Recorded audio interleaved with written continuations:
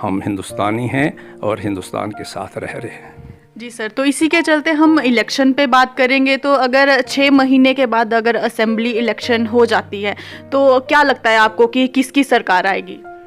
जी हाँ, इसमें तो तकरीबन हर एक यही सोच रखता है कि मैं ही जीता हूँ, और मैं तो कहूँगा कि यहाँ एक सेकुलर फोरम हमारा बने, जो नेशनल कॉन्फ्रेंस और कांग्रेस भी उसके शाना बशाना है।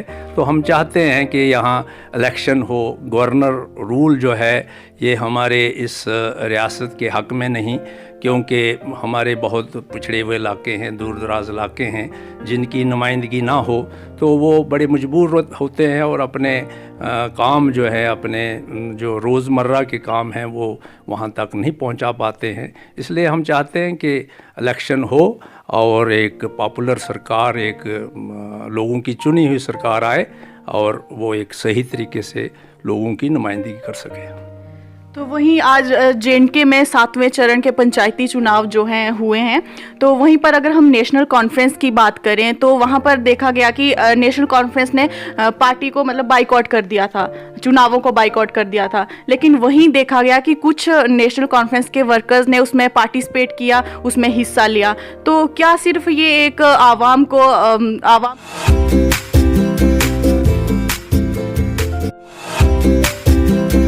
को दिखाने के लिए था, या क्या, या जो हालात थे वो मतलब ठीक नहीं थे? तो क्या आप इस पर क्या कहेंगे आप? जी हाँ, इस पे शक नहीं कि पार्टी के कुछ गिले थे देश के साथ, देश की लीडरशिप के साथ कुछ गिले थे कि यहाँ हमारे कुछ जो महाराजा हरि सिंह जी के या शेख मोहम्मद अब्दुल्ला या पंडित जवाहरलाल नेहरू की वजह से हमें कुछ इख्तियारात मिले, एक स्टेटस मिला हमारे जम्मू कश्मीर को, उसको एरोड करने के लिए कुछ कोशिशें हो रही थी। जैसे 370 का है, 35A का है। इसी तरह अभी हाल ही में हमने सुना कि स्टेट सब्जेक्ट का भी एरोजन हो रहा था, जो कि एक खुसूसी शान है इस रियासत के लिए। तो उस वजह से ये रोष था हमारी पार्टी में, नेशनल कॉन्फ्रेंस में, उस वजह से ये बाइकाट किया था। और जहाँ ये हमारे म्यूनसिपलिटी के इलेक्शन हुए उसमें कोई हिस्सा नहीं लिया उन्होंने। लेकिन ये जो आज पंचायत का जो इलेक्शन हुआ ये नॉन पार्टी बेस है, इसमें किसी को हमने रोका नहीं, इसमें किसी को हमने पीछे करने के लिए नहीं किया। इसमें जिसका हक बनता था, जिसका फ़र्ज़ बनता था, जिसकी सोच बनती थी, उसने लड़ा, इसमें कोई शक नहीं। जी, तो मलिक जी, अगर इसी तरह से अगर 5-6 महीने के बाद हालात ऐसे ही रहते हैं तो असेंबली इलेक्शन हो जाती है, तो उसके बाद क्या अगर नेशनल कॉन्फ्रेंस इसमें हिस्सा लेगी या बाइकआउट करेगी? नहीं, मेरे ख्याल में नेशनल कॉन्फ्रेंस अब पूरा ज़ोर शोर से इसमें हिस्सा लेगी। इलेक्शन होगा और लोग जिसको चुनेंगे वो इनका नुमाइंदा होगा, और इलाके की और रियासत की बेहतरी के लिए मेरे ख्याल में इलेक्शन जो है वो एक जमहूरियत का हिस्सा है। तो इसमें इलेक्शन हो और लोग इसमें हर पार्टी हिस्सा लें, और उसके बाद जो लोग चुनते हैं वो यहाँ की सही नुमाइंदगी करेगा। जी सर, तो यहाँ पर मैं बात करूँगी सिर्फ रियासत की नहीं, हमारे देश की, चाहे वो बिगड़ते हालात हो, चाहे वो बढ़ती हुई महंगाई हो, या फिर सीमा पर बिगड़ते हुए हालात हों, तो उसके लिए आप किसको कसूरवार मानेंगे? जी, इसमें शक नहीं। ये तो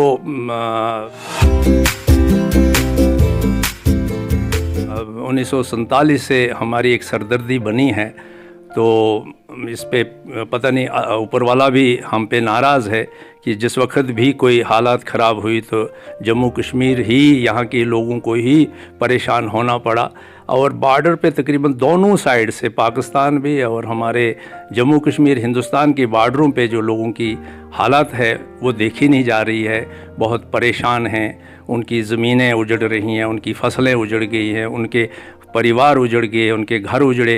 ये इसका तो मैं मोदी जी पे ये मैं कसूरवार कहूँगा, क्योंकि उन्होंने जिस वक्त लोगों को विश्वास दिया था कि मेरा 56 इंच सीना है और मैं बराबर का जवाब दूंगा पाकिस्तान को, लेकिन मैंने देखा, और ये हिस्ट्री है कि जो मेरे ख्याल में 60-70 साल की आज़ादी में ऐसी वारदातें नहीं हुई जितनी इस दौर में हुई 3-4 साल में। और वो 56 इंच का सीना न जाने कहाँ गया। सही इस पे वो जो डायलॉग जो है उस पे इनका कोई नज़रिया रहा ही नहीं। ये चाहते हैं कि ये ऐसा ही देश उठल पुटक में रहे तो हमारा राज चलता रहे। तो मैं चाहता हूँ कि ये इस पे संजीदगी से आपस में बातचीत हो दोनों देशों की, और यहाँ तभी अमन हो सकता है, बंदूक से हमारे अमन होने वाला नहीं।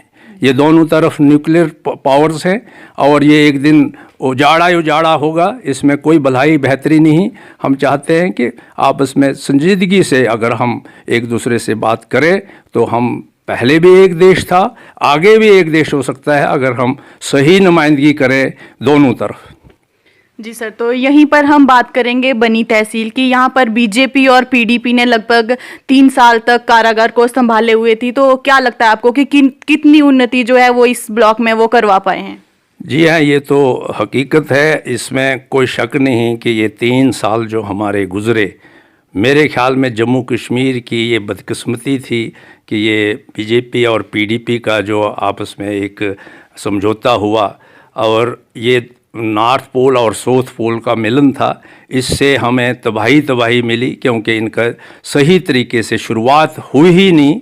तो बाद में इन्होंने जो भी यहाँ शुरुआत की, काम की या कुछ बनाने की, वो तो सबसे पहले पुराने ज़माने के ही उनके प्रपोज़ल थे, उनके प्रोजेक्ट बने हुए थे, उनका एक सिस्टम था। लेकिन बदकिस्मती से इन्होंने जितना उछाला लेकिन उसका हमें नुकसान ही नुकसान हुआ। जन धन योजना की स्कीम इन्होंने लागू की, उससे गरीबों का पैसा, जो लोग बाद में वो नोटबंदी का ऐलान किया तो गरीबों ने अपने जो उनके पास वो थैली थी, कहीं 10,000 कहीं 5,000 कहीं 2,000 वो जमा किया बैंक में। लेकिन वो जिस वक्त बैंक में जमा हुआ वो 2 साल ट्रांजैक्शन नहीं कर सके, उनको वो सूद के ज़रिए वो वहाँ से भी काटा गया पैसा। फ़ायदा क्या, 15 लाख आना कहाँ था, उनका उल्टा पैसा लूटा गया। इसी तरीके से और भी बहुत स्कीमें, जैसे फूड सिक्योरिटी एक्ट लागू किया। तो मैं तो कहता हूँ बदकिस्मती से हमें पहले 10-15 किलो चावल मिलते थे, अब 1-2 किलो चावल दे रहे हैं। खांड जो थी 13 रुपये किलो थी, आज 25 रुपये किलो मिल रही है। फिर ये जो हैंडीकैप पेंशन थी उसके लिए इन्होंने बहुत उछाला कि हम लोगों को इतना कर रहे हैं, इतना दे रहे हैं। उसका जब इस वक्त खाता खोला तो नए लोगों का हो ही नहीं रहा है। बहुत बदकिस्मती, आज 3-4 साल से कोई पेंशन नई लगी नहीं। लोग बेचारे उसी तरीके से अपना वो जो पहले 200-300 से गुजारा करते थे और नए केस होते थे, स्टेट जो हमारी दे रही थी। लेकिन जिस वक्त 1000 किया तो आज जो है टोटली वो पेंशन 3-3, 4-4 साल से फार्म बड़े पड़े हैं वहाँ डिस्ट्रिक्ट हेडक्वार्टर पे, नई पेंशन लगी। इसके साथ ही हमारी जो यहाँ की सड़कें थी, ये आपको हकीकत में कहूँगा कि ये 2001 के प्रपोज़ल हैं। उसके बाद ये 2003 में सैंक्शन आई, उस वक़्त हमारे वाजपेयी जी थे मरकज़ में, तो हमें ये पैसा उसी वक्त रिलीज़ हुआ। लेकिन बदकिस्मती यहाँ नुमाइंदगी सही नहीं होने की वजह से वो पैसा कश्मीर में चला गया। डोडा में जैसे आज़ाद साहब आए, डोडा में चला गया। हमारे जो ये कठुआ डिस्ट्रिक्ट जम्मू के इलाके थे ये रह गए।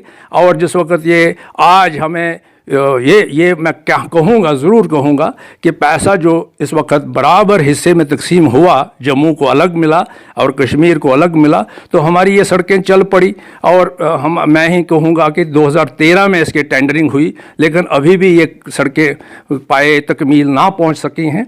वो कारण क्या है कि इन लोगों से, ये जो हमारे आज के विधायक हैं यहाँ बनी के, इनसे फॉरेस्ट क्लियरेंस ही नहीं हो पाई। मैं बड़ी बदकिस्मती से कहूँगा कि प्रोजेक्ट बने थे, अप्रूव्ड थे, सैंक्शन थे, पैसा भी मिला था, लेकिन फॉरेस्ट क्लियरेंस ना होने की वजह से 3 साल फॉरेस्ट क्लियरेंस ना दे पाए, तो आज भी हमारी ये सड़कें अभी अधूरी हैं, वहाँ की वहीं हैं जहाँ पड़ी हैं। जी, तो मलिक जी, यहाँ पर देखा जाए तो आपकी सरकार ने, नेशनल कॉन्फ्रेंस ने कई सालों तक सत्ता पर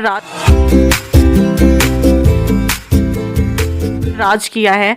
यहाँ पर देखा जाए तो काफ़ी उन्नति जो यहाँ बनी ब्लॉक में हुई है, हॉस्पिटल्स हो गए, कॉलेजेस हो गए, रोड्स हो गए, तो कहीं ना कहीं उन्हीं के लाए हुए हैं।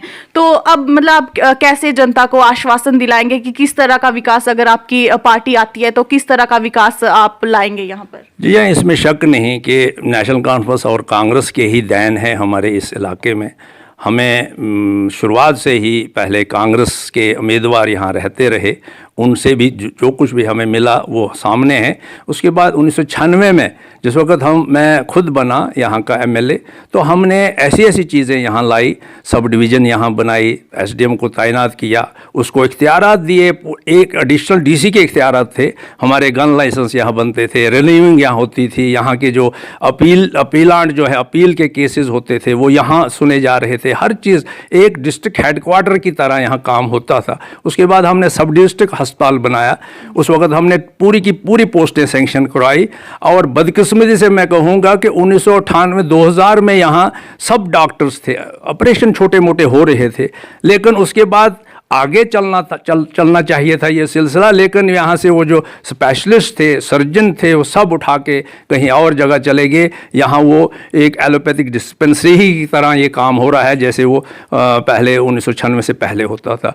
तो इसी तरीके से हमने और भी मसले, यहाँ के सड़कें जो थीं उसको हमने प्रपोजल दिया, उनकी सेंक्शनें हुई और उनको वो चली हैं। तकरीबन ईस्ट वेस्ट नॉर्थ साउथ हमारी सड़कें इस वक्त ढग्गर के लिए जा रही है, हमारा सित्ती भंडार की तरफ जा रहा है, हमारा घुट्टू की तरफ जा रहा है। इसी तरीके से एक सड़क थी, बदकिस्मती मैं ये कहूँगा, मेरी एक सोच थी कि ये यहाँ एक बड़ा अच्छी हेरिटेज थी हमारे जौड़ा माता में, वो काफ़ी एक मान्यता वाली जगह थी, वहाँ शीतला माता जी का एक स्थान है, उसके लिए मैंने एक सड़क रखी थी स्यारा से जौड़ा माता। लेकिन बदकिस्मती मेरे ही वक्त में 6-7 किलोमीटर बनी। उसके बाद मेरे हिंदू भाई बहुत एमएलए बने, लेकिन उसकी तरफ कोई तवज्जो नहीं दी गई, वो वहीं की वहीं पड़ी है। मेरी यही एक ख्वाहिश थी कि अगर लोग हमें फिर एक दफ़ा मौका देते तो यहाँ की और ही तकदीर बदल जाती। तो मेरा एक ख्वाब था यहाँ टूरिज़्म का, वो भी अधूरा ही रहा है। मेरा ख्वाब था यहाँ एक यहाँ स्पेशल सब डिवीज़न बनाने का, वो भी अधूरा रहा। तो लेकिन ये जो आज दावे कर रहे हैं हमारे बीजेपी वाले, तो मैं कहता हूँ ये उल्टा पीछे की तरफ ले गए इस कॉन्स्टिट्यूंसी को, आगे आने की वजह ना आई, ये नए लाइन में नहीं गई लेकिन पुराने ही दौर में गुजर गई है।